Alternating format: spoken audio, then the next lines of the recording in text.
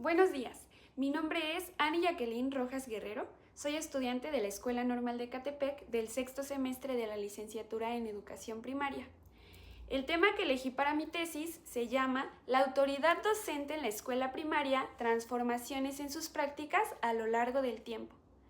Mi investigación trata sobre cómo ha cambiado la forma en la que los maestros ejercen la autoridad dentro de la primaria, especialmente en cuestiones de disciplina, castigos y algunas prácticas que antes eran vistas como normales, pero actualmente ya no son aceptadas.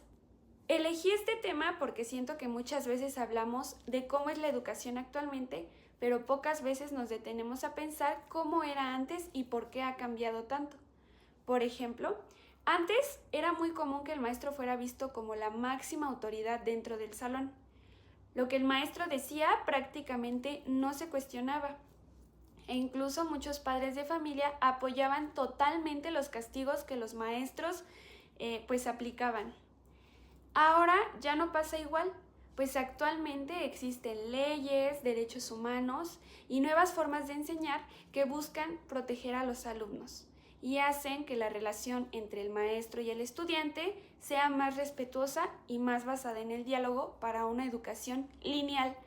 Es decir, que el maestro no sabe más que el alumno o que el alumno sabe más que el maestro, sino que pues ambos están ahí para aprender. Entonces, pues mi investigación busca justamente entender cómo era antes la autoridad docente, qué prácticas utilizaban, por qué eran consideradas normales y cómo todo eso fue cambiando con el tiempo. ¿Por qué me interesó este tema? Bueno, pues este tema llama mucho mi atención por experiencias personales, familiares y también por mis prácticas docentes. Desde pequeña escuchaba a mis papás contarme cómo era su educación. Mi papá me decía que algunos padres le decían a los maestros como si se porta mal, usted le puede pegar. O sea, realmente el maestro tenía muchísimo poder dentro del salón y los papás los respetaban completamente. Mi mamá también me contaba que había maestros que aventaban el borrador, pegaban con reglas o hacían que los alumnos pusieran las manos para darle reglazos, si no trabajaban o si hacían desorden. Y lo más impactante es que eso se veía como algo normal. Después, durante mis prácticas, tuve la oportunidad de convivir con maestros de distintas generaciones. Por ejemplo, me tocó trabajar con una maestra en primer grado que tenía muchos años de experiencia y todavía conservaba algunas prácticas muy tradicionales.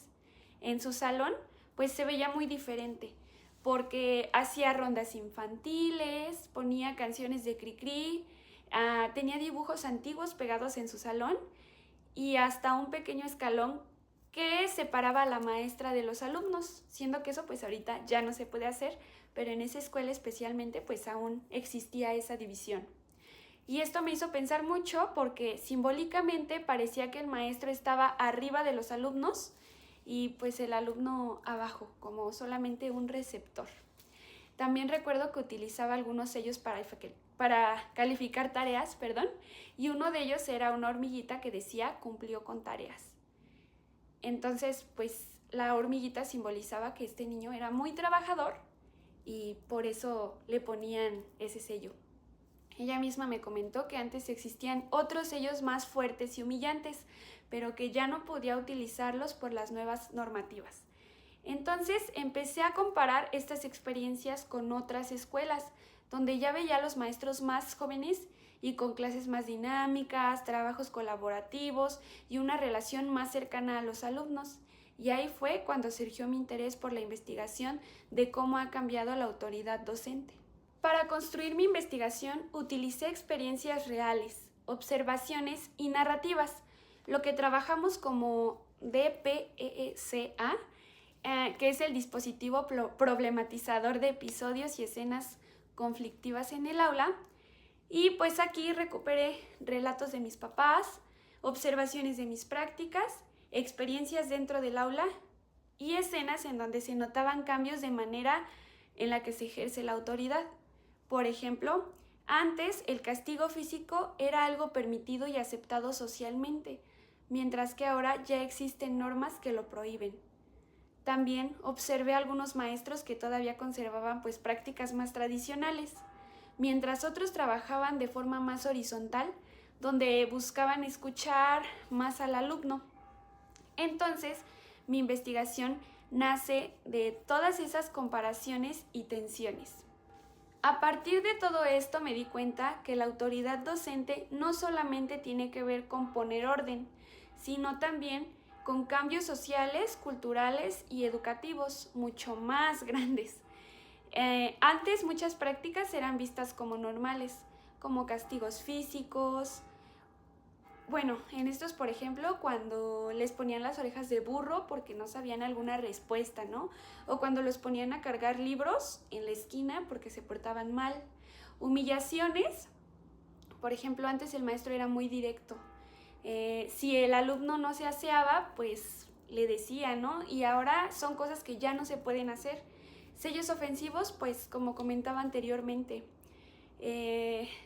pues suelen traer textos, ¿no? Como de cuida tu cabello o volea tus zapatos o faltó aseo, ¿no? Y ponen imágenes pues como referentes a ese tipo de palabras o exhibir a los alumnos frente al grupo. Pero actualmente pues muchas de estas prácticas ya no son cuestionadas porque ahora se habla más de los derechos humanos, el respeto y la dignidad infantil. Sin embargo, algo que llamó mucho mi atención es que aunque ya no existían esos castigos tan visibles, la autoridad docente sigue existiendo.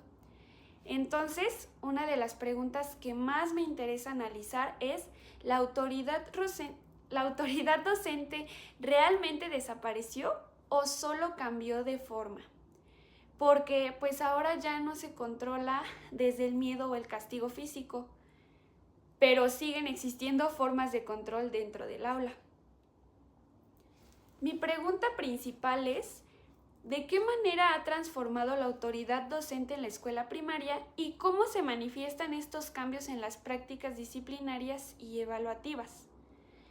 Con esta pregunta quiero analizar cómo cambian las formas de disciplina, evaluación y relación entre maestro y alumno. Y mis preguntas particulares son, ¿cómo y por qué se han transformado las prácticas de la autoridad docente? ¿Cómo se ejercía la autoridad docente en el pasado? ¿Qué prácticas disciplinarias y evaluativas eran vistas como normales? ¿Y qué factores sociales, pedagógicos y legales provocaron estos cambios? Y por último, ¿cómo se entiende actualmente la autoridad docente?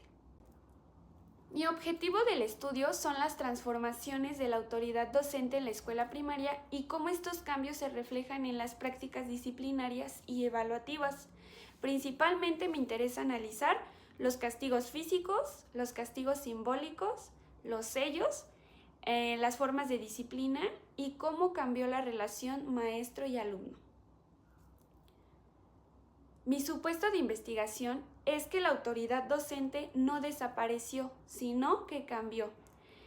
Antes estaban más relacionadas con el miedo, la obediencia, los castigos y la disciplina rígida. Ahora la autoridad busca basarse más en el diálogo, el acompañamiento, los derechos humanos y la convivencia escolar. Pero considero que el maestro sigue teniendo poder dentro del aula, solo que actualmente pues se ejercen de maneras diferentes. Para profundizar mi investigación estoy analizando varios autores.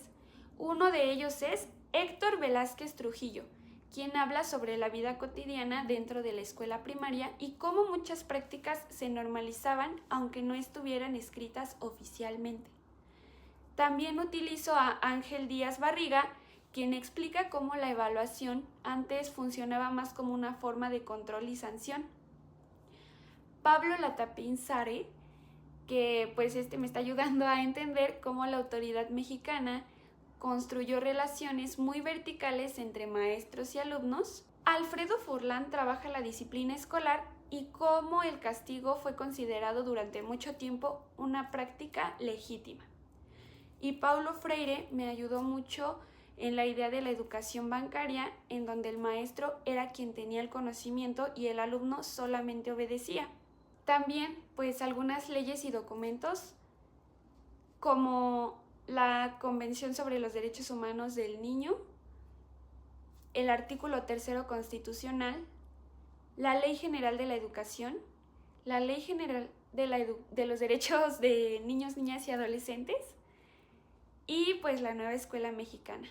Todos estos documentos buscan proteger la dignidad de los estudiantes y evitar prácticas humillantes o violencia dentro de las escuelas. Mi investigación será cualitativa, con una perspectiva etnográfica y narrativa, y voy a utilizar la observación, entrevistas, diario de campo, narrativas y recuperación de testimonios.